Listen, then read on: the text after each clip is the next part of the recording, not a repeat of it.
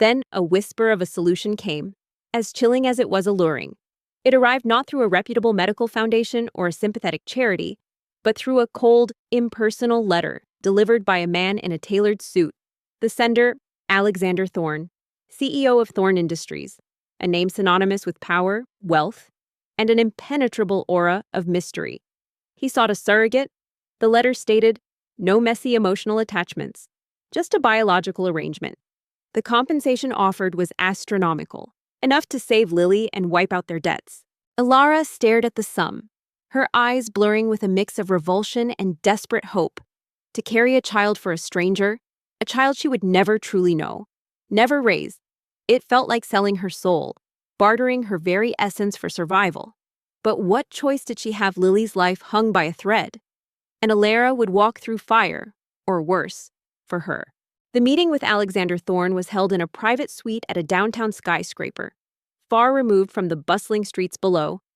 The room was minimalist, sleek, and utterly devoid of warmth, much like the man who entered it.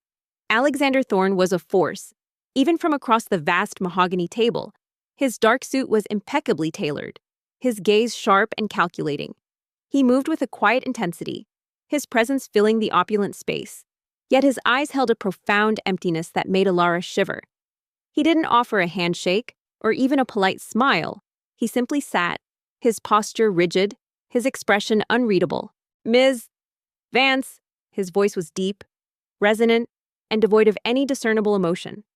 Let's be clear, this is a transaction. You provide a service, and I provide the agreed-upon compensation. There will be no emotional involvement, no expectation of contact beyond the contractual obligations. Are we in agreement? Ilara swallowed hard, her throat suddenly dry. She felt exposed, stripped bare, reduced to a mere vessel. His words, delivered with such clinical precision, cut deeper than any insult. He saw her as nothing more than a womb for hire. Yet, looking into his cold, impassive eyes, she knew there was no room for negotiation, no space for sentimentality. Her sister's frail face flashed in her mind. Yes, Mr. Thorne, she managed, her voice a thin whisper. I understand. He nodded once, a curt, dismissive gesture. Good. My legal team will draw up the final papers. Expect them within the week. Do you have any questions regarding the medical procedures? He spoke of the most intimate process of creation as if discussing stock market figures. Ilara shook her head, clutching her hands tightly beneath the table. Every fiber of her being screamed in protest, but Lily's labored breaths echoed louder. This was for Lily. This was the only way. As she left the sterile suite, the city lights below seemed to mock her. She was walking away with a lifeline for her sister, but at what cost to herself? The cold, hard reality of the contract. The emotionless gaze of Alexander Thorne. The knowledge that she was about to embark on a journey that would irrevocably change her, all weighed heavily. She was a poor girl, desperate, and caught in a web she never asked to be in. The promise of life for Lily felt like a heavy chain around her own heart. She had made a deal with the devil, and now? The path was set, the stark reality of the contract. A thick stack of papers detailing every conceivable clause and contingency lay on Ilara's small kitchen table, a stark counterpoint to the wilting bouquet of flowers Lily had received that morning. Each line of legalese chipped away at her soul, stripping the act of carrying life down to its most clinical components: compensation, medical protocols, confidentiality clauses, the absolute relinquishment of parental rights. It was all there, laid bare in cold, unfeeling print. Alexander Thorne had left no room for sentiment, no crack for emotion to seep through. He wanted an heir, a biological continuation of his formidable lineage, and Ilara was merely the vessel. Her hands trembled as she reread the crucial paragraph. Upon the birth of the child, Wren, full and exclusive legal custody, parental rights, and all responsibilities shall immediately transfer to Alexander Thorne. The surrogate shall have no rights, claims, or access to the child Wren whatsoever, unless otherwise stipulated by the principal, for purposes of breastfeeding or medical necessity, for a maximum period of 3 months post-delivery. 3 months. A fleeting moment for the profound connection of birth. After that, nothing. She would be paid handsomely, her sister would live, and she would walk away, empty-handed and forever bound by an invisible, painful cord. A wave of nausea washed over her, not from physical ailment, but from the sheer weight of what she was about to do. Could she truly carry a child within her, nurture it, feel its kicks, and then simply hand it over as if it were a package? Her heart ached at the thought, but then Lily's thin, pale face materialized in her mind. Her labored breathing, the doctor's grim prognosis. This was not about Alara's feelings. This was about Lily's life. She signed the papers. The pen felt heavy, each stroke a deliberate act of self-sacrifice. Her name, Alara Vance, etched onto the document, sealing her fate. There was no grand ceremony. No witnesses beyond the stoic legal representative who collected the signed contract with a crisp, businesslike nod. The money, a substantial wire transfer, appeared in her account almost instantly. Lily's hospital bills were cleared within hours. A weight, heavy and suffocating, lifted from Alara's shoulders, only to be replaced by a different kind of burden, the one she had willingly taken on. The medical process began swiftly. Alara found herself shuttled between sterile clinics, subjected to countless tests and consultations. Each doctor and nurse treated her with a detached professionalism that mirrored Alexander Thorne's own demeanor. They spoke of ovulation cycles, hormone levels, and implantation windows, reducing her to a biological specimen. It was precisely what she had signed up for. Yet it stung. She tried to detach herself, to view it as a job, a necessary evil for the greater good. Alexander Thorne remained a distant figure.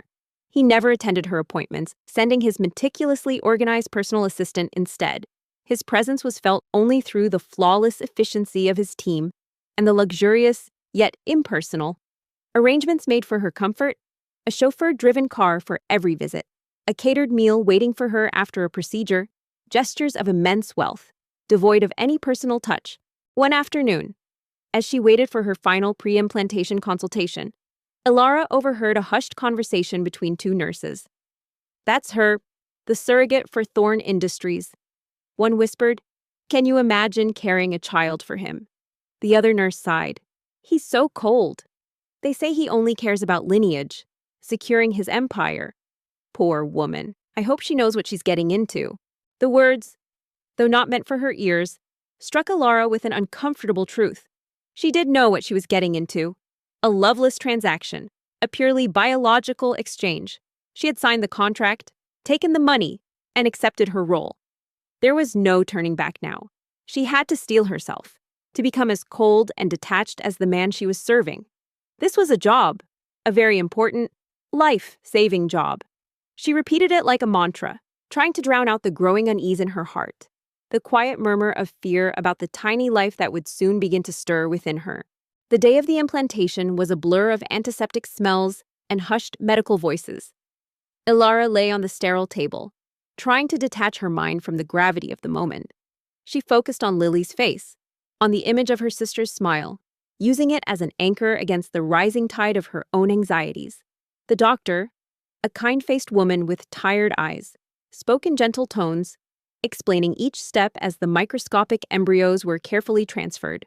It was over quickly, leaving Alara with a strange sense of unreality, as if she had just witnessed something profoundly significant yet utterly abstract. She was discharged with strict instructions and a small booklet on early pregnancy care. The next few weeks were a delicate dance of hope and dread. Every twinge, every fleeting sensation was scrutinized. Was it working? Was the life taking root? She avoided looking in the mirror, afraid to see any physical changes that would solidify the alien presence within her. Yet, deep down, a new kind of anticipation, primal and undeniable, began to stir.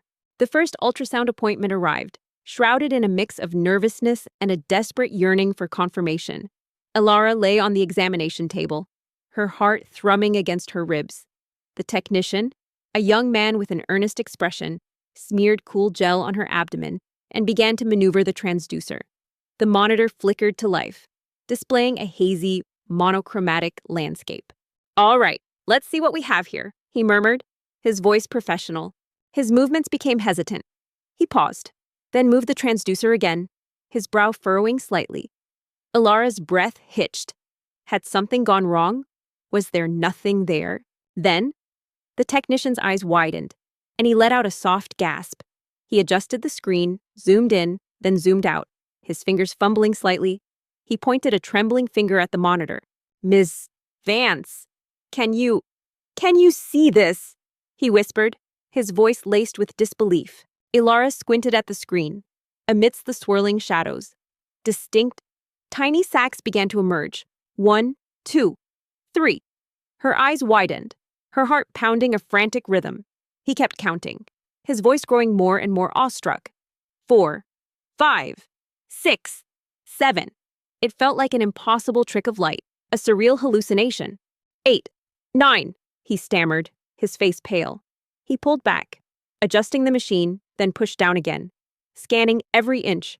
Finally, his voice barely audible, he whispered, "And 10. Ms. Vance, there are 10 distinct gestational sacs.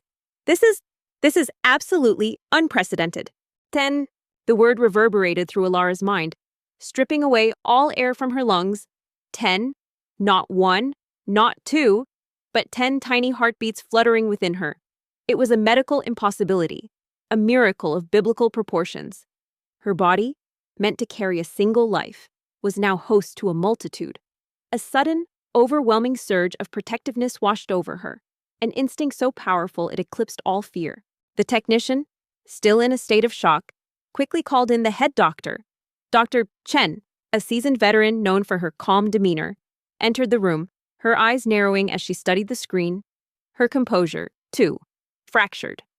She rescanned, meticulously confirming each tiny sac. Her face, usually so composed, reflected a blend of astonishment and profound wonder. This is truly extraordinary. Ms. Vance, Dr. Chen finally said, her voice hushed. "We've never seen anything like this. Decuplets. It's a miracle, but a terrifying one. How would her body cope? How would this impact the contract, the deal she had made with Alexander Thorne? The implications swirled in her mind, a dizzying maelstrom of fear and exhilaration. The news was immediately relayed to Alexander Thorne. He arrived at the clinic within the hour, not sending his assistant this time. His presence, usually so cold and composed, was laced with an unusual tension. Dr. Chen led him into the ultrasound room, her voice a low murmur as she explained the situation, pointing to the 10 tiny dots on the screen. Ilara watched him, her breath caught in her throat.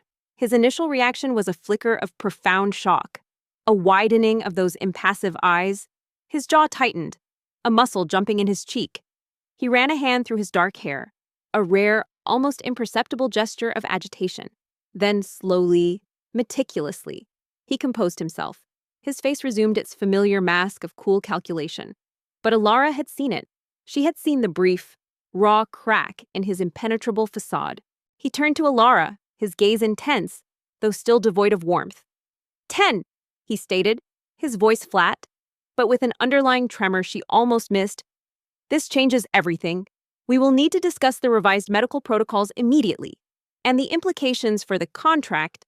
He spoke of it still as a business deal, but there was a subtle shift, a hint of something akin to awe, or perhaps a dawning realization of the impossible miracle unfolding before him.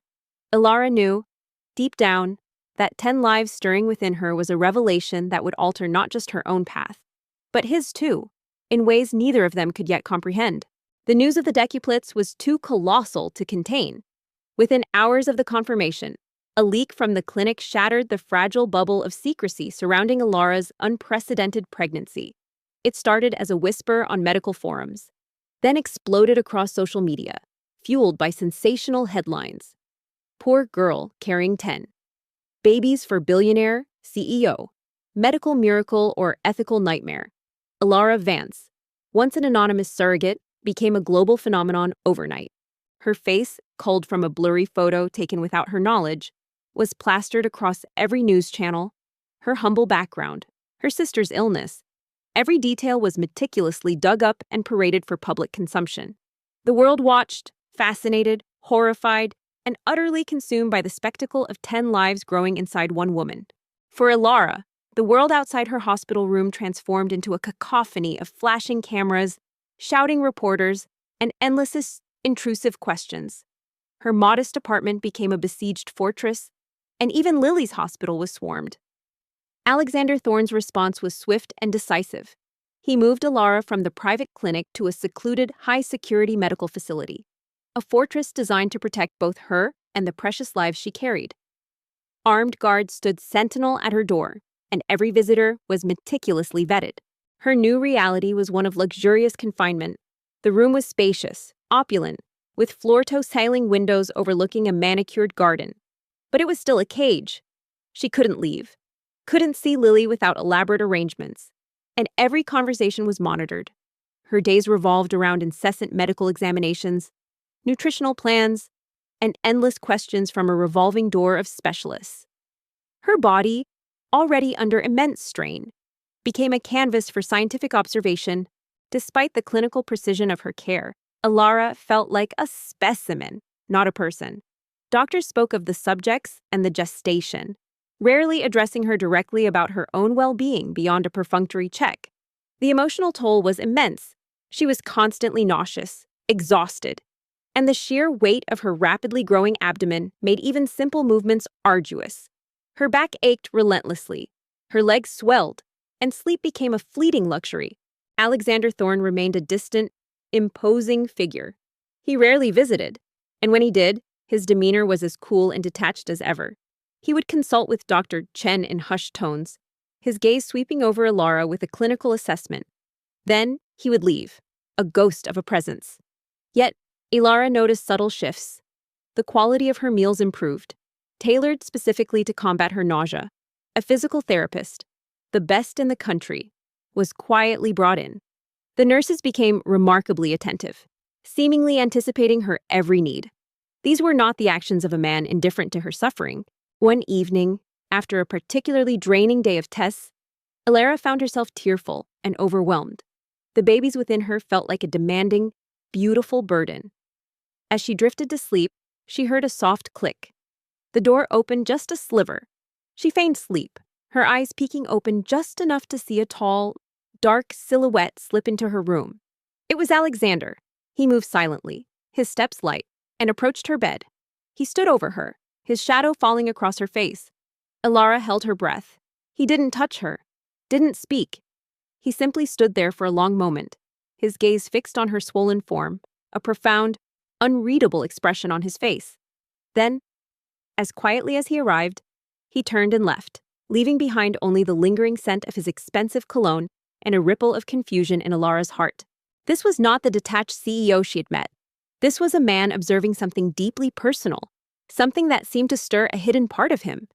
These brief, unseen moments chipped away at her resolve to remain emotionally distant. Who was Alexander Thorne truly, and what did the miracle within her mean to him? The world watched her body, but Alara began to watch him, searching for clues to the man behind the formidable facade.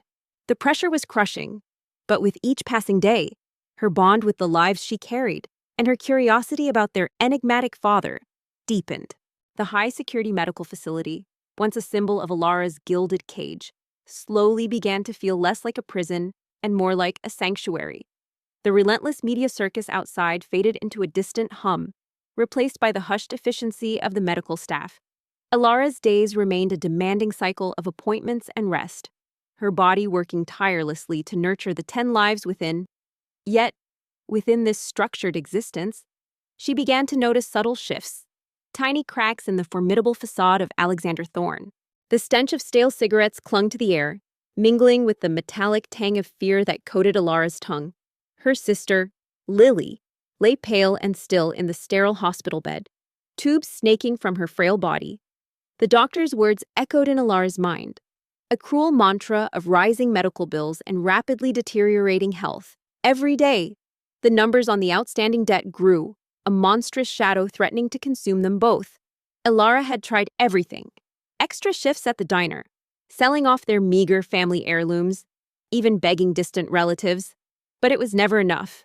Lily's rare kidney disease demanded a specialist's touch, a procedure so costly it felt like a sick joke from the universe. He still visited rarely, his appointments brief and businesslike, focused solely on her medical reports. He spoke to Dr. Chen in low tones, his back often to Alara, as if maintaining his emotional distance. But Alara now acutely attuned to the nuances of her environment, started to pick up on inconsistencies. One particularly restless night, battling severe heartburn and the sheer discomfort of her burgeoning belly, Ilara struggled to find a comfortable position. She heard the soft click of her door. Just as before, Alexander's silhouette again moved silently into the room. This time, he didn't just stand over her. He walked to the window, gazing out at the moonlit garden, his hands clasped behind his back. His posture was less rigid than usual, almost vulnerable. Then, he turned. Ilara, feigning sleep, felt his gaze settle on her. It wasn't the clinical assessment she was used to. It was a long, searching look, filled with an emotion she couldn't quite decipher. But it wasn't indifference. He sighed, a soft, almost imperceptible sound, then quietly adjusted the blanket that had slipped from her shoulders. His touch was feather-light, fleeting, yet it sent a surprising warmth through her. He then retreated as silently as he had come. Another instance. She awoke to a sudden cramp, a sharp jolt of pain that made her gasp. Before she could even call out, a nurse was by her side. "Mr. Thorne noticed your monitor reading," the nurse explained, administering a quick pain reliever. "He asked us to check on you immediately." Ilara looked at the monitor. It was connected to a central station, presumably in Alexander's private office within the facility. He was watching. He was always watching. Even when she thought he wasn't, she started overhearing snippets of his conversations with his personal assistant, Liam. "Ensure, Miss. Vance has access to all the latest research on decuplet pregnancies. And make sure the chef prepares her preferred herbal tea blend, precisely as she likes it." Or, "The stress levels for such a delicate pregnancy are critical. Arrange for a specialized music therapist. Something calming, natural sounds." These were not the commands of a man focused solely on a product. They were the directives of someone genuinely concerned, albeit in his own remote, calculated way. One afternoon, as a nurse struggled to adjust her supportive pregnancy belt, Alexander unexpectedly appeared at her door. His eyes, usually so guarded, held a flicker of something resembling concern. He observed the nurse's clumsy attempts for a moment, then, without a word, he stepped forward. His movements were precise, efficient. He gently repositioned the belt, his fingers brushing against her, and the discomfort immediately eased. "Better?" he asked, his voice low, almost a murmur. It was the first time he had directly addressed her with a question not related to the contract or medical protocol. Ilara could only nod, surprised by his unexpected action. He simply nodded back, a faint, almost imperceptible softening around his eyes, before turning to address the chastened nurse about proper technique. These small, almost imperceptible actions began to chip away at Ilara's initial perception of him as a cold, unfeeling magnate. He was still enigmatic, still distant, but there were undeniable glimpses of a hidden humanity. A deeper, more complex man lay beneath the layers of corporate power and emotional detachment. He wasn't just observing her body, he was observing her. And in these silent, unseen gestures, Ilara felt a subtle, unsettling shift in her own heart. The seeds of curiosity had been sown, and now they were beginning to sprout, hinting at a connection far more profound than any contract could define. The fragile peace Ilara found within the Thorne Industries medical facility was shattered by a new, insidious presence. Isabella Thorne, Alexander's ambitious cousin and former fiancée, a woman whose beauty was matched only by her icy ambition, reappeared. She had always resented Alexander's rise to power and saw his unprecedented surrogate pregnancy as an opportunity. Isabella viewed Ilara as a naive pawn and the decuplets as a scandalous liability that threatened the Thorne family's carefully crafted image. Isabella began her campaign subtly. First, it was veiled criticisms and condescending remarks during the rare family visits. "Such a unique situation. Ilara, I do hope you understand the enormous responsibility. Not everyone is cut out for the Thorne legacy, especially not outsiders." Then the whispers escalated. Reports of Ilara's humble past, embellished with fabricated stories of greed and manipulation, began to surface in tabloids. The articles painted her as a conniving gold digger, exploiting a desperate CEO for his fortune. Ilara endured the onslaught with quiet dignity, refusing to dignify the lies with a response. She focused on the growing lives within her, finding solace in their rhythmic kicks and flutters. Yet, The constant negativity weighed on her, chipping away at her emotional resilience. The doctors noted a rise in her stress levels, a dangerous factor for a high-risk pregnancy. Alexander, typically detached, noticed the shift in Alara's demeanor. He witnessed the subtle jabs from Isabella and the increasingly vicious tabloid headlines. His usual response would have been to deploy his legal team, to squash the rumors with cold, hard facts. But this was different. This was personal. These were his children, and Alara, the woman carrying them, was being unfairly targeted. The turning point came during a supposedly private family gathering at the facility. Isabella, emboldened by the lack of direct confrontation, openly mocked Alara. Honestly, Alexander, bringing a common street girl to carry your heirs. What were you thinking? The reputation of Thorne Industries is at stake. These children, despite their number, will always carry the stain of their unusual origins. Alara felt a hot flush rise to her cheeks. But before she could speak, Alexander's voice, cold and razor-sharp, cut through the room. Isabella, that is enough. Isabella, surprised by his intensity, scoffed. Oh, come now, cousin. Don't tell me you're actually developing feelings for the help. Remember our family's standing, our legacy. Alexander rose from his chair, his posture commanding, his eyes blazing with an intensity Alara had never witnessed. All traces of his usual detachment vanished. My family's standing, Isabella, is built on integrity, not on slander and petty jealousy. And as for legacy, he gestured to Alara's swollen belly, my legacy is growing right here, 10 times over.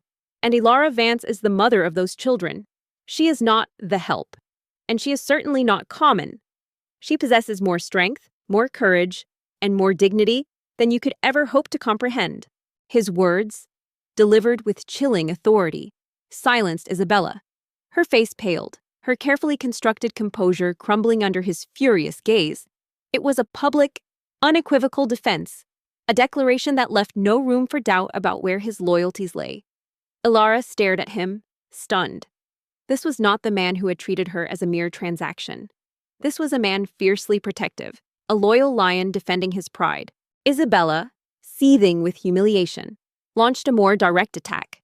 Anonymous threats began to appear, targeting Alara's safety, subtle attempts to tamper with her medical equipment, and even direct propositions to the nurses to accidentally compromise her care.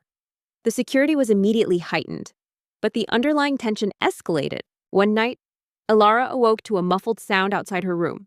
A quick glance at her monitor revealed a spike in her heart rate, a sign of distress that immediately alerted the central station.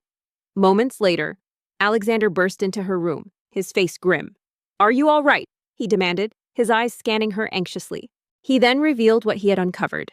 Isabella had attempted to bribe a night nurse to administer a medication that, while not immediately harmful, would induce early contractions, potentially jeopardizing the baby's development and Alara's health.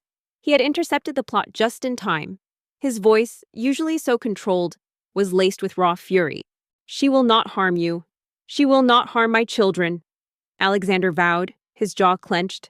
He sat by her bed, his presence radiating a fierce protectiveness. I will handle her. But for now, you must focus solely on the babies. I will ensure your safety. In that moment of shared vulnerability and looming threat, the last vestiges of the contractual barrier between them dissolved. Alara looked at Alexander, truly saw him for the first time, not the cold CEO, but a man driven by a profound, if unspoken, loyalty. He was fighting for her, fighting for their children, and in the face of such a terrifying, real danger, Alara found herself leaning on him, a silent, desperate trust forming between them. Their unconventional family, born of necessity, was now united by a common enemy and a burgeoning, undeniable bond. The air in the delivery room crackled with a palpable tension, a blend of anticipation and fear. Alara, her body pushed to its absolute limits, lay on the surgical table, a team of over 30 medical professionals buzzing around her with meticulous precision. The room was a tableau of stark white and surgical green, instruments gleaming under the bright lights. Dr. Chen, her face etched with a mix of grim determination and awe, spoke in calm, reassuring tones, guiding Alara through each excruciating contraction. The world outside had faded into a distant hum. All that mattered was the incredible, terrifying task at hand. Alexander Thorne stood by her side, a stark figure of controlled intensity. His hand, usually so detached, gripped hers with a surprising strength that grounded her. His face, for once, was stripped of its usual mask of impassivity, revealing a raw, almost desperate concern. He wasn't looking at the monitors or the doctors. His gaze was fixed solely on Alara, his eyes searching hers, a silent question passing between them. He had promised to ensure her safety. And now, as the moment of truth arrived, he was here, unwavering. The first cry, tiny yet powerful, sliced through the tension. "Baby one, a girl," a nurse announced, her voice filled with triumph. A flood of relief washed over Alara, instantly followed by another wave of pain. Then came the second, the third, a symphony of fragile wails filling the room. Each birth was a testament to Alara's immense strength and the medical team's expertise. Her body screamed in protest, but her heart swelled with an overwhelming, primal love for each tiny life that emerged. Alexander watched, transfixed. With each new baby, his grip on Alara's hand tightened. His eyes, usually so cold and calculating, shimmered with a profound emotion, awe, wonder, and an undeniable tenderness. He had wanted an heir, a single continuation of his lineage. Now, 10 times over, life was pouring into the world. Tiny miracles he had once seen only as a contractual obligation. When the 10th baby, another girl, let out her first triumphant cry, a single tear tracked down Alexander's usually stoic face. He quickly wiped it away, but Alara saw it. A fissure had appeared in his impenetrable facade, revealing a depth of feeling she never imagined he possessed. The delivery, a medical marvel that lasted for hours, concluded with exhaustion and elation. 10 healthy babies, 5 boys and 5 girls, were quickly whisked away to the neonatal intensive care unit, NICU, for observation. Their tiny forms bundled in warm blankets. Alara, weak but exhilarated, lay back, her body aching but her heart overflowing. Alexander, now composed but with a lingering softness in his eyes, leaned over her. "You did it, Alara," he said, his voice husky. "You did something truly extraordinary." His words, simple yet heartfelt, held more weight than any grand declaration. The media, of course, went wild. News of the decouplet's safe arrival exploded across every platform, overshadowing even the most scandalous political headlines. Alexander Thorne released a brief statement, thanking the medical team and acknowledging the unprecedented nature of the births, but he kept Alara's involvement minimal, shielding her from the inevitable frenzy. In the days that followed, Alara's recovery was slow but steady. Her room became a hub of medical activity, but her thoughts were consumed by her babies. She craved to hold them, to feel their warmth against her skin. Alexander, true to his word, had arranged for the best care for each of the 10 newborns. They were thriving, a testament to her body's resilience and the dedicated medical team. Yet, a cold dread began to settle in. The contract, the 3-month clause. Soon, she would have to relinquish them, to walk away from the tiny lives she had brought into the world. Alexander, ever the businessman, brought up the contractual obligations during one of his visits. "The babies are strong, Alara. They will be moving to the mansion soon. We will ensure they have the finest nannies and caregivers." Alara's heart seized. The thought of being separated from them, after all she had endured, after the bond that had formed, was unbearable. "Please, Alexander," she pleaded, her voice cracking. "Let me stay. Let me be with them. I can't just leave them." His gaze was intense, unreadable. The professional mask had returned, but beneath it, Alara sensed a flicker of something else. He paused, considering her, his eyes drifting to the 10 framed photos of the babies lined up on her bedside table. "The contract stipulates a maximum of 3 months post-delivery for medical necessity," he said, his voice still firm, but with a subtle lack of conviction. "Their well-being is paramount, and you clearly have an unparalleled bond with them. Very well, Alara, you may stay, as their primary caregiver. For now." A wave of profound relief washed over Alara. "Thank you," she whispered, tears blurring her vision. "Thank you, Alexander." It wasn't the full custody she longed for, but it was a reprieve, a chance to be with her babies. She knew it was a conditional offer, a temporary solution, but for now, it was enough. She had faced the unimaginable and emerged victorious. Her 10 precious miracles now nestled safely in the world, and she, their mother, would be by their side. The grand Thorn Mansion, an edifice of polished marble and hushed opulence, became Ilara's new, albeit temporary, home. Her designated quarters, a beautifully appointed suite near the nursery wing, felt both luxurious and strangely isolating. But the sterile quietude of her hospital room had given way to the soft symphony of 10 tiny breaths, 10 coos, 10 hungry cries. The decuplets had arrived, and with them, a whirlwind of exhilarating, exhausting, and utterly consuming love. Ilara had insisted on being their primary caregiver. Alexander, bound by the letter of their contract and perhaps swayed by her undeniable bond with the newborns, had agreed. Her days began before dawn and ended long after midnight, a blur of feedings, diaper changes, gentle lullabies, and endless snuggles.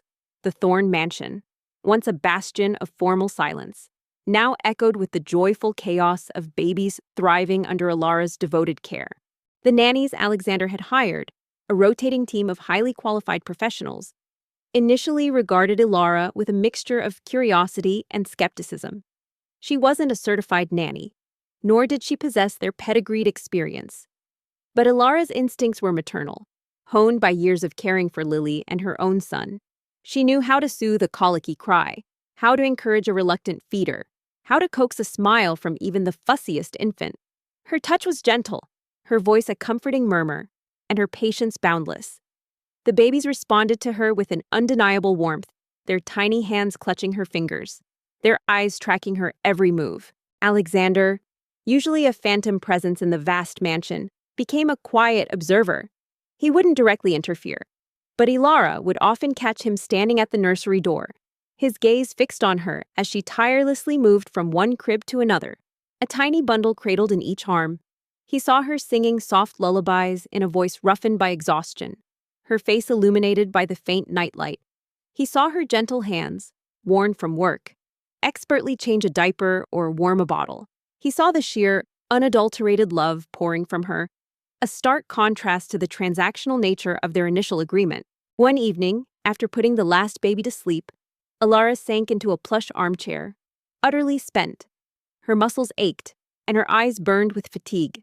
She closed them for a moment, letting the silence of the nursery wash over her. When she opened them, Alexander was standing over her, a glass of water and a small plate of warm pastries in his hand. "You look exhausted, Ilara," he said, his voice softer than she had ever heard it. He extended the glass and the plate. "You need to rest." Ilara took the offerings, surprised by his thoughtful gesture. "Thank you, Mr. Thorn," she murmured, taking a grateful sip of water. He settled into the chair opposite her, his gaze still on her. "They seem remarkably settled with you," he observed, almost to himself. "My previous nannies, even the most experienced, struggled with even 2, let alone 10. They just need love and consistency," Ilara replied, a small smile touching her lips as she thought of the babies. "And a lot of patience." He nodded slowly, a contemplative look on his face. "Indeed. It seems you possess an abundance of both." He paused, then added, "You are a natural." It was a simple compliment, yet it resonated deeply within Ilara. Coming from Alexander Thorn, a man who rarely offered praise, it felt like a profound validation. In the quiet solitude of the nursery, surrounded by the sleeping miracles they had brought into the world, a new layer of understanding began to form between them, unspoken yet deeply felt. He was seeing her not just as a surrogate, not just as a primary caregiver, but as the true, irreplaceable mother of his children. And in his quiet observations, Ilara felt a subtle shift in his once impenetrable heart, a thawing of the ice she thought would never melt. The mansion was no longer just a gilded cage. It was slowly, uncertainly, beginning to feel like a home. As the decuplets grew from fragile newborns into curious, babbling infants, the grand Thorn Mansion underwent a profound transformation. The once hushed halls now echoed with the joyful cacophony of 10 babies' gurgles, coos, cries, and the insistent rumble of tiny wheels on polished floors as they began to explore their world. Alara, at the heart of this beautiful chaos, found herself spending less time in the dedicated nursery wing and more time integrated into the broader rhythm of the mansion. Alexander, too, seemed to be drawn more frequently into their orbit. His rigid schedule, once a fortress of solitude, began to yield to the irresistible pull of fatherhood. He would arrive home from work, not retreating immediately to his study, but making a detour to the spacious living area where Alara often supervised the baby's playtime. The first step was to publicly refute the escalating rumors. Alexander called an impromptu press conference, a rare event for the notoriously private CEO. The media, scenting blood, arrived in droves, eager for another scandalous headline. Alexander, however, had a different agenda. He stood before them, not as the cold, unfeeling billionaire, but as a man defending his loved ones. Her campaign began insidiously, a creeping vine of malicious rumors and thinly veiled accusations. She started by subtly influencing key members of the Thorne family, whispering doubts about Alara's character and motives. A woman from her background, with nothing to lose. Do you truly believe her intentions are pure? She'd murmur to Alexander's more traditional relatives, playing on their ingrained prejudices. She painted Alara as a cunning opportunist, using the children as leverage to secure her place in the Thorne empire. Alara stared at him, tears streaming down her face. The anger, the betrayal. It was all there, potent and real. But beneath it, a powerful current of love, born of shared struggle and unexpected tenderness, swept through her. She saw his vulnerability, his desperate plea, the genuine love shining in his eyes. He had been broken, isolated, and had resorted to extreme measures to find what he truly sought, a loyal heart. And he had found it in her. For weeks, he began, his voice resonating with an uncharacteristic steel. My family has been subjected to a malicious and unfounded campaign of defamation. Specifically, Ms. Alara Vance, the incredible woman who gave birth to my 10 children, has been unjustly targeted. He paused, letting his gaze sweep over the hungry faces of the journalists. Let me be unequivocally clear, Ms. Vance is not, and has never been, a baby merchant or a gold digger. She is a woman of immense integrity, compassion, and strength, who, in a selfless act of kindness, agreed to help me realize my greatest dream, to become a father. Alexander, she whispered, her voice choked with emotion. You loved me all this time. Alara found herself having brief, almost normal conversations with him. They discussed the baby's milestones, the first tooth, the first tentative crawl, the first recognizable word. Alexander would sometimes ask Alara's opinion on trivial matters related to the baby's care, a silent acknowledgement of her expertise and irreplaceable role. He nodded, his eyes shimmering. More than you could ever know. And now, I can't imagine a life without you. Without us. Without our children. He went on to praise Alara, highlighting her dedication, her tireless love for the babies, and the sacrifices she had made. He dismissed the fabricated stories about her past as desperate attempts to discredit her and warned against further baseless reporting. His words were a shield, expertly placed, deflecting the arrows of public scrutiny. Alara watched the broadcast from the mansion, tears blurring her vision. It was the first time he had ever publicly acknowledged her in such a personal, heartfelt way. It was a declaration, not just to the world, but to her. Alara took a deep, shuddering breath. Her sister was alive and recovering, her debts cleared. She had 10 beautiful, healthy children who thrived under her care. And the man who had brought her into this impossible situation, the cold CEO, was now kneeling before her, confessing his undying love. It was a choice between clinging to past hurts or embracing a future filled with a love born from the most unconventional of circumstances. She knew her answer. Then came the calculated leaks to the press. Anonymous sources provided tabloids with distorted snippets of Alara's past, twisting her struggles into evidence of a manipulative nature. Headlines like "Surrogate's Shady Past is Thorne," "CEO Being Duped" began to appear, fueled by grainy, doctored photos. The articles implied Alara was somehow scheming to usurp Isabella's rightful place or to gain control of Alexander's vast fortune through her unprecedented motherhood? Alara's answer, though unspoken, was clear in her tear-filled eyes as she reached out and clasped Alexander's outstretched hand. His grip was firm, grounding her amidst the swirling emotions. The anger, the betrayal, they were still there, lingering like ghosts, but the powerful current of love that surged between them was undeniable. It was a love born from shared adversity, from the profound connection of 10 precious lives, and from Alexander's raw vulnerability. Isabella, infuriated by Alexander's public display of loyalty, escalated her attacks. Anonymous calls to Alexander's board members questioned his judgment, hinting at a hidden agenda or psychological instability. Sensitive, potentially damaging, internal company documents were mysteriously leaked, designed to destabilize his position as CEO. The threats against Alara and the children became more direct, more menacing. A chilling note was slipped under the mansion gate, a photograph of one of the babies with a red X drawn over it. "Yes," she finally whispered, her voice thick with emotion. "Yes, I will be your wife. Truly."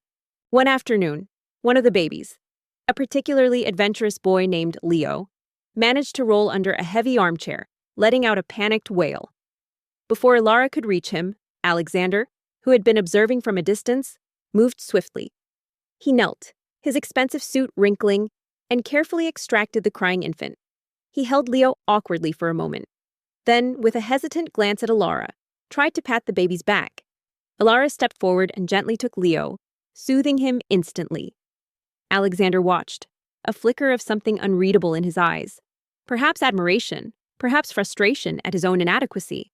A profound relief washed over Alexander's face, softening his features in a way Alara had never seen before. He pulled her gently into his arms, holding her close as if to imprint the moment onto his very soul. In that embrace, the last vestiges of their transactional past dissolved, replaced by the fragile, yet resolute, promise of a shared future. This direct threat to the children shattered Alexander's last vestiges of emotional restraint. He was no longer just a CEO protecting his company. He was a father safeguarding his offspring, a man shielding the woman he was undeniably falling in love with. He immediately moved Alara and the babies to a secure, undisclosed location, a remote estate with advanced security systems. He took personal charge of their safety, his presence a constant, reassuring anchor for Alara amidst the escalating fear.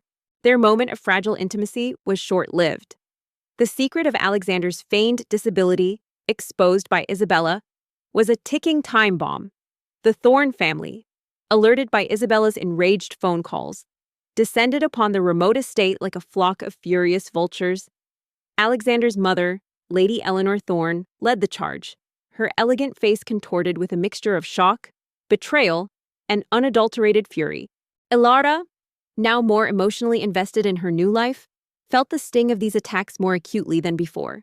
The public scrutiny she had once detached herself from now felt personal. A direct threat to the happiness she was finding with Alexander and the babies. She saw the worry in the eyes of the household staff, the subtle shift in some of the distant relatives who occasionally visited. "Alexander, what is the meaning of this charade?" she demanded, sweeping into the study where Alexander and Alara stood, still hand in hand. "And you," she spat, turning her venomous gaze on Alara. "How dare you conspire with him in this outrageous deception? Have you no shame?" In the solitude of the secure estate, away from the prying eyes of the world, their bond deepened exponentially. The crisis forced them to rely entirely on each other. Alara witnessed Alexander's raw, unfiltered emotions, his fear for the babies, his simmering rage at Isabella, and his unwavering determination to protect them. She saw him as more than a powerful CEO. She saw a man fiercely protective, deeply vulnerable, and utterly devoted. "Mother, please," Alexander interjected, stepping forward to shield Alara. "This was my decision. My deception. Alara had no knowledge of it until tonight. And it was for a reason." Small gestures of kindness began to pass between them, subtle yet significant.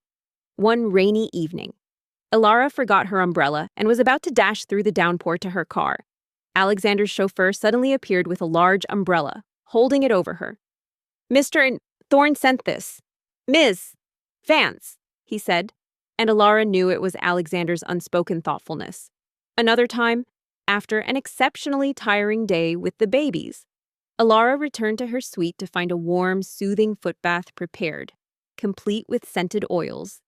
There was no note, no explanation, but she knew it was his doing. A reason? Lady Eleanor scoffed, her voice rising.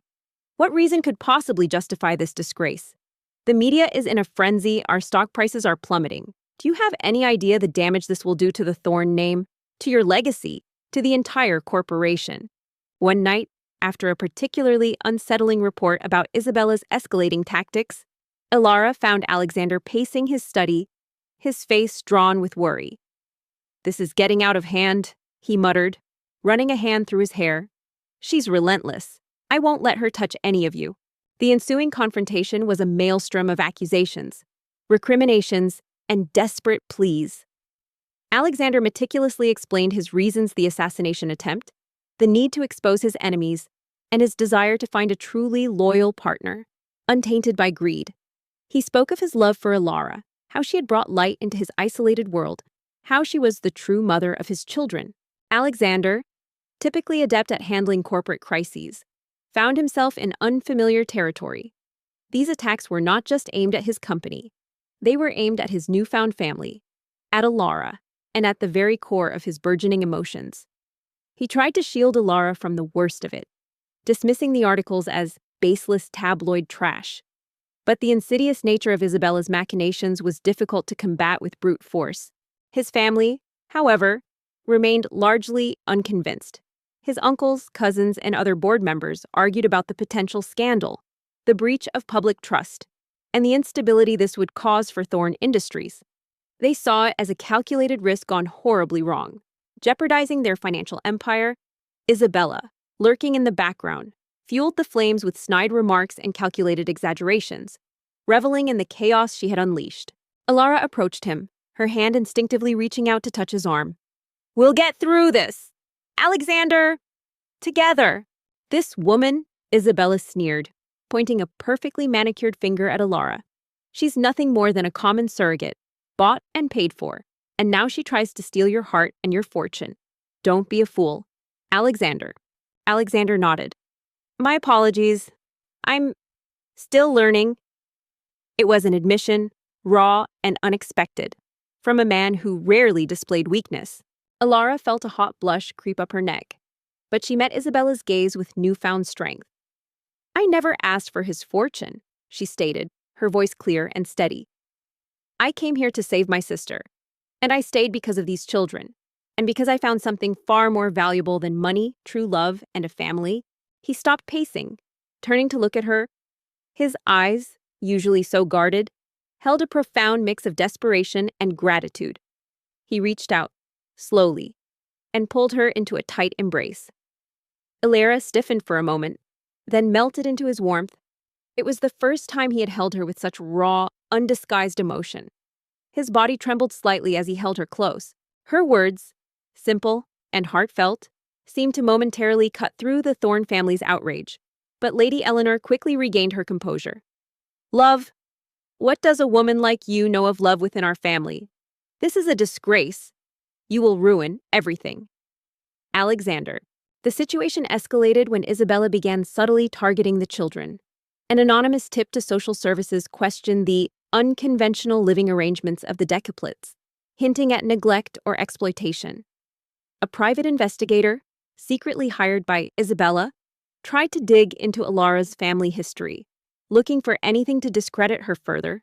While these attempts were ultimately fruitless, they caused immense stress and forced Alexander to deploy significant resources to counter them. The pressure was immense. Alexander knew he had to act swiftly and decisively to regain control of the narrative, both within his family and in the public eye. He made a bold decision. He would hold another press conference, not just to address the scandal, but to reveal the full truth, and to do it on his terms. "I can't lose you, Alara," he whispered, his voice rough with emotion. "Or them. I can't imagine my life without you and our children." "I will hold a press conference," Alexander announced, his voice cutting through the family's clamor. "I will explain everything. The accident, my feigned disability, and why I did it. And I will introduce Alara not as a surrogate, but as my wife, the mother of my 10 children.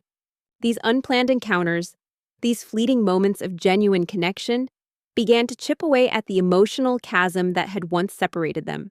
Ilara started to see beyond the formidable CEO, the man of the cold contract. She saw a man learning to be a father, awkwardly yet earnestly. She saw a man who, despite his immense wealth and power, harbored a hidden tenderness, a budding affection that was slowly, almost imperceptibly, extending towards her. The mansion was no longer just a gilded cage, it was slowly, uncertainly, beginning to feel like a home, filled not just with the cries of 10 babies, but with the quiet promise of an unspoken bond. His family gasped, some in outrage, some in terrified disbelief. "You can't," Lady Eleanor cried. "It will be a disaster. The media will tear you apart." His words were a revelation, a silent, powerful confession that transcended the contract, the wealth, and the initial transactional nature of their relationship.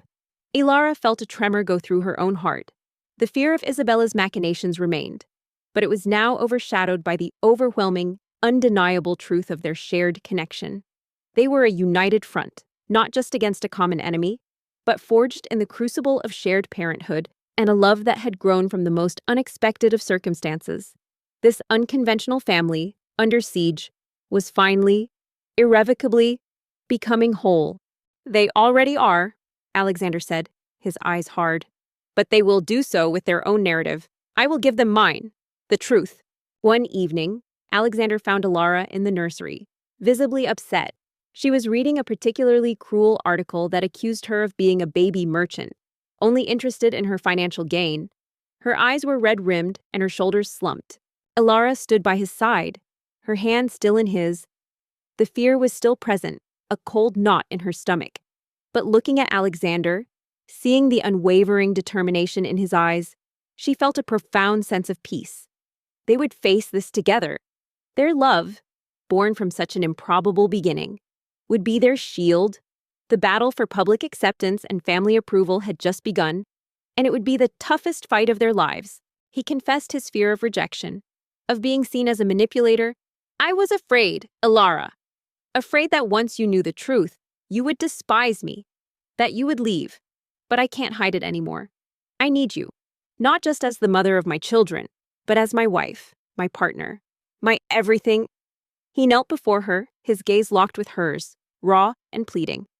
"Ilara Vance, I know I started this with a lie, but I promise you a lifetime of truth, loyalty, and unwavering love. Will you truly be my wife?" The press conference was a maelstrom of flashing lights and shouted questions.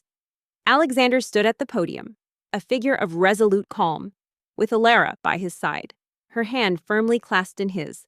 He began by recounting the assassination attempt that had nearly claimed his life, the subsequent fear and distrust that led him to feign paralysis, and his desperate search for a partner whose heart was pure. He spoke of Ilara with unwavering honesty, not as a surrogate, but as the strong, compassionate woman who had brought light back into his darkest days and who had given birth to their 10 miraculous children. The remote estate became their fortress, a sanctuary where the constant threat from Isabella, though still looming, felt less immediate. The advanced security systems and Alexander's unwavering presence provided Ilara with a sense of safety she hadn't known in years. Here, away from the judgmental eyes of the world, their bond deepened, forged in the crucible of shared fear and mutual reliance. The chaos of 10 babies, while demanding, became a source of profound joy and a testament to their growing, unconventional family. His honesty, stark and unembellished, began to cut through the initial skepticism. Then he presented irrefutable evidence, surveillance footage, intercepted communications, and sworn affidavits painstakingly gathered by his top security team exposed Isabella Thorne's malicious campaign. The footage clearly showed her bribing a nurse, her clandestine meetings with tabloid journalists, and even a chilling attempt to tamper with Ilara's medical equipment. The evidence was damning, laying bare Isabella's ruthless ambition and her calculated attempts to undermine Alexander and harm his family. These encounters were, at first, awkward. Alexander, so composed in the boardroom, seemed utterly out of his depth with a wriggling infant. Ilara would watch, a faint smile playing on her lips, as he attempted to hold a baby, his large hands looking clumsy yet surprisingly gentle. He would offer a stiff, almost formal, greeting to Ilara, then attempt a strained smile at one of the babies, who would usually respond with a curious stare or a burst of giggles. Isabella, who had watched the conference from a secure location, was incensed. She stormed into the Thorne family manor, demanding an audience with Lady Eleanor, ready to deny everything. But the evidence Alexander had presented was too overwhelming. Lady Eleanor, initially furious with Alexander, now turned her fury on Isabella. The true extent of her cousin's treachery, driven by a desire for power and a deep-seated jealousy, was now undeniable. One evening, after the babies had finally settled into a rare collective sleep, Ilara found Alexander in his study, staring out at the stormy night. The tension in the air was palpable, a reflection of the emotional turmoil brewing beneath his composed exterior. The attacks from Isabella had been relentless, forcing him to make difficult decisions, to lay bare parts of his life he had meticulously kept hidden. The backlash against Isabella was swift and merciless. The Thorne family, realizing the irreparable damage she had caused, disowned her. Legal proceedings were initiated, stripping her of her corporate titles and severing her ties to Thorne Industries. Her reputation was in tatters, her social standing annihilated. She became a pariah, a cautionary tale of unchecked ambition. Justice, swift and complete, had been served. "Ilara," Alexander said, his voice unusually soft, as he took the offending paper from her trembling hands, "don't let this poison affect you. It's lies. All of it." With Isabella's downfall, the media narrative began to shift dramatically. The scandal evolved into a compelling story of resilience, redemption, and unconventional love. Ilara, once portrayed as a calculating opportunist, was now lauded as a heroine, a woman who had faced incredible odds, saved her sister, and found love in the most unexpected place. The public, tired of the endless parade of celebrity scandals, embraced their story with open arms, drawn to its raw emotional honesty and the triumph of genuine affection over material greed. "Alexander," Ilara began, stepping further into the room, "Isabella's tactics. They're getting more desperate. What's her ultimate goal?" Alexander's family, particularly Lady Eleanor, underwent a profound transformation. Witnessing Alexander's unwavering love for Ilara and the children, and the depth of Isabella's maliciousness, they began to see Ilara in a new light. Lady Eleanor, initially stern and judgmental, started visiting Ilara and the babies regularly. She saw how Ilara tirelessly nurtured each child, her face radiant with love. She saw Alexander's complete devotion to Ilara, a vulnerability and happiness she had never witnessed in her son before. The subtle thawing between Ilara and Alexander, nurtured by shared moments of vulnerability, and the relentless demands of their 10 children, was a fragile, burgeoning warmth. But as their unconventional family began to find its rhythm, a shadow from Alexander's past loomed, threatening to extinguish the light they were slowly building. One afternoon, as Ilara gently rocked twins Leo and Anya in the nursery, Lady Eleanor sat beside her, a rare, soft smile on her lips. "Ilara," she began, her voice unusually tender, I was wrong about you. About everything. You are exactly what Alexander needed. What we all needed. A heart. This family, it was cold before you came." She reached out, placing a hand on Ilara's arm. "Thank you. Thank you for loving my son. And for giving us these beautiful children." Tears welled in Lady Eleanor's eyes, a genuine expression of remorse and acceptance. He turned, his eyes holding a weariness she hadn't seen before. "Control," he stated, his voice a low rumble. "She wants control of Thorne Industries. She believes this unique situation with the children makes me vulnerable, unstable, and if she can discredit you, she believes she can discredit me, and perhaps even challenge the legitimacy of my heirs." He paused, his gaze sweeping over her. "She despises anything that deviates from her rigid idea of Thorne perfection."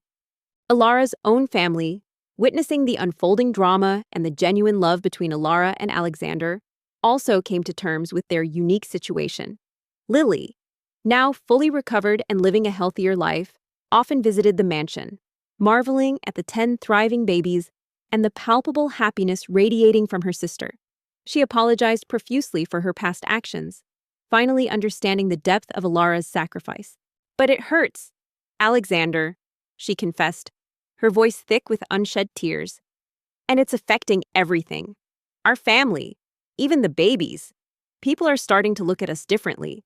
The Grand Thorn Mansion, once a cold monument to wealth and power, was transformed.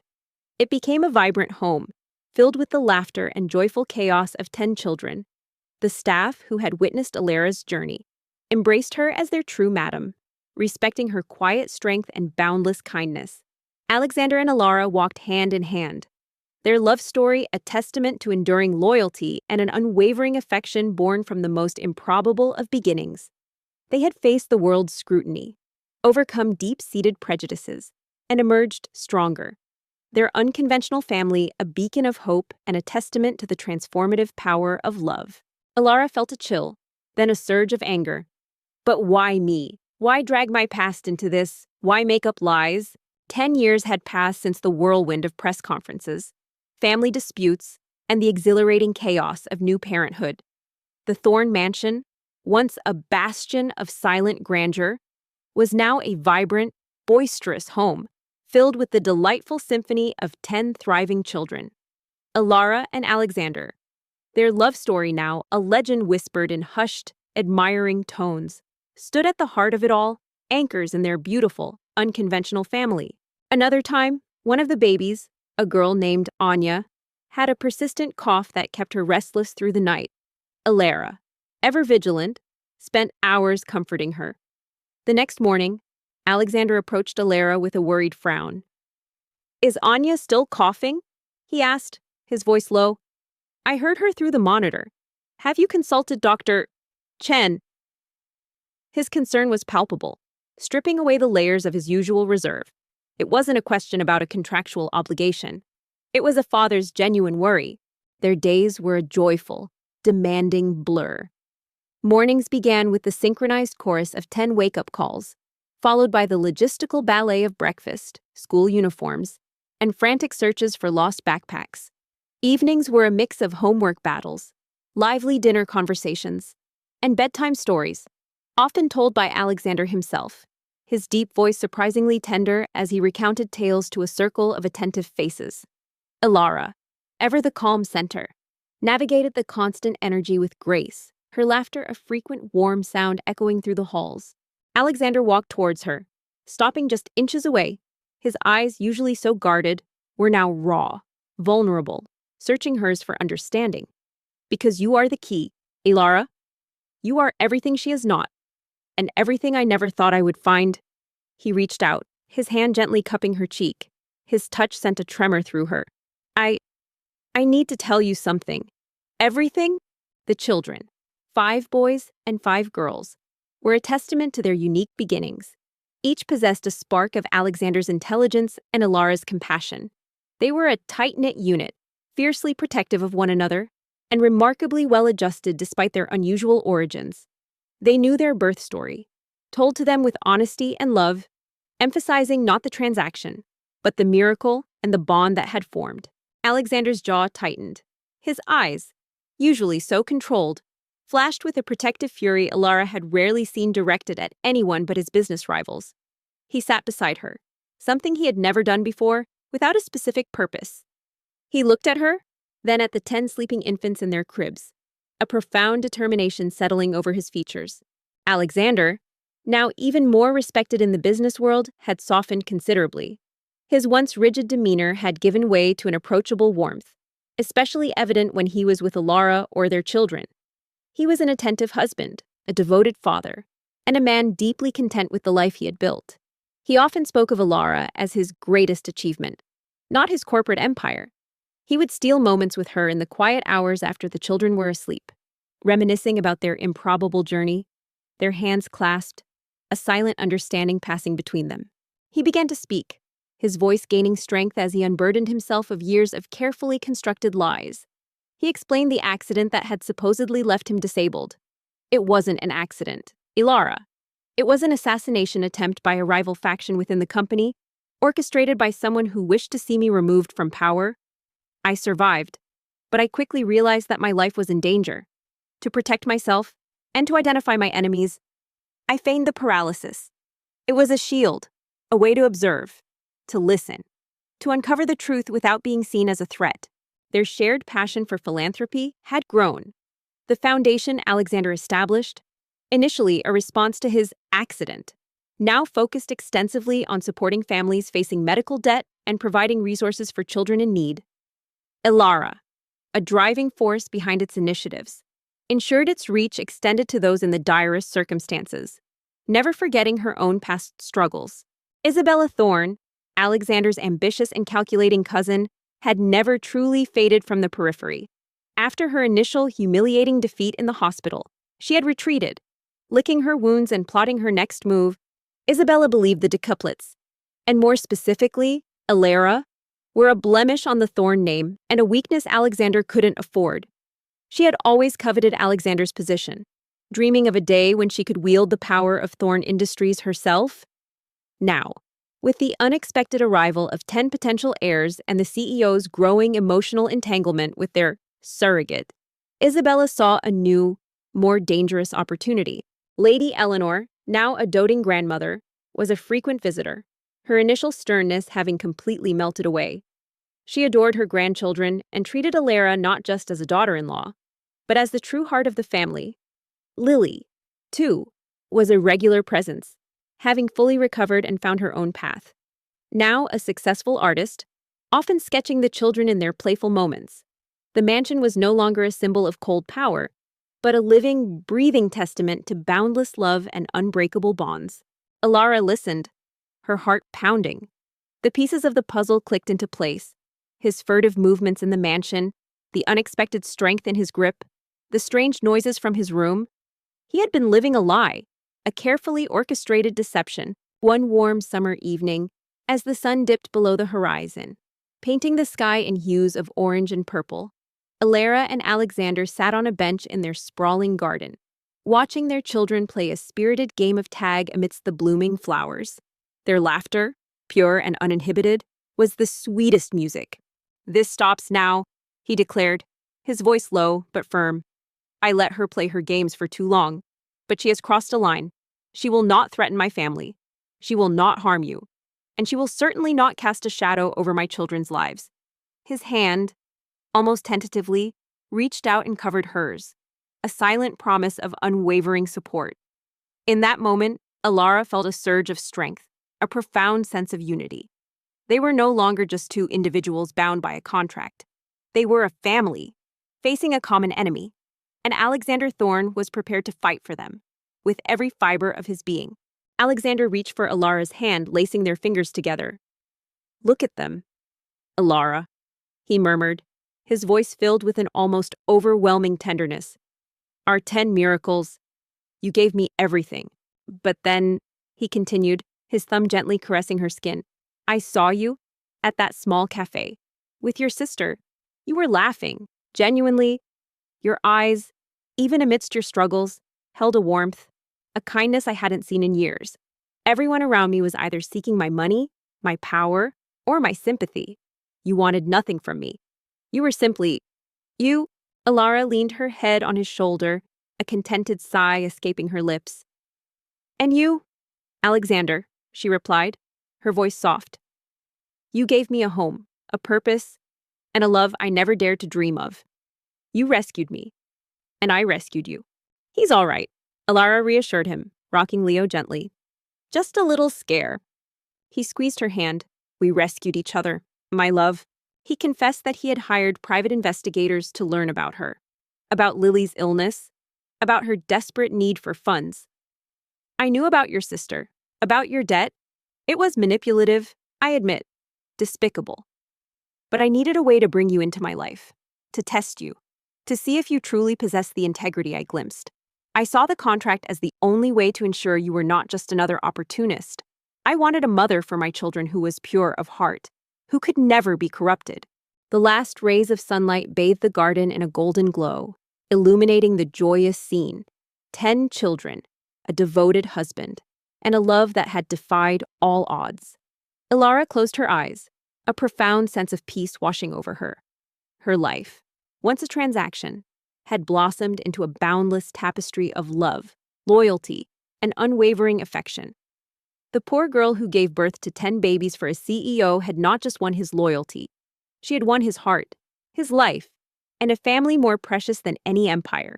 Their story was a testament that sometimes the most extraordinary happiness is born from the most desperate of circumstances.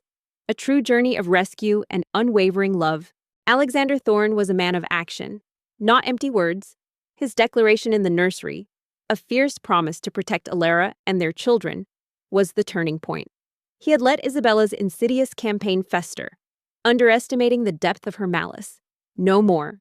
The threat to his nascent family ignited a protective fire within him that Alara had only ever glimpsed before. Thanks for watching. If you enjoyed this story and want to see more, don't forget to hit that subscribe button. Stay with us for the next one, and while you're here, check out our other videos. There's always more to explore. Where are you watching from? Let us know in the comments below. His voice grew softer, laced with an emotion that brought tears to Alara's eyes. When the news of the 10 babies came, it was a shock, a miracle, but also a profound realization. My legacy wasn't just about power or a single heir. It was about them. And you, Alara, are their mother. You are their everything. And in seeing you with them, seeing your unwavering love, your selfless devotion, I fell, madly, irrevocably in love with you.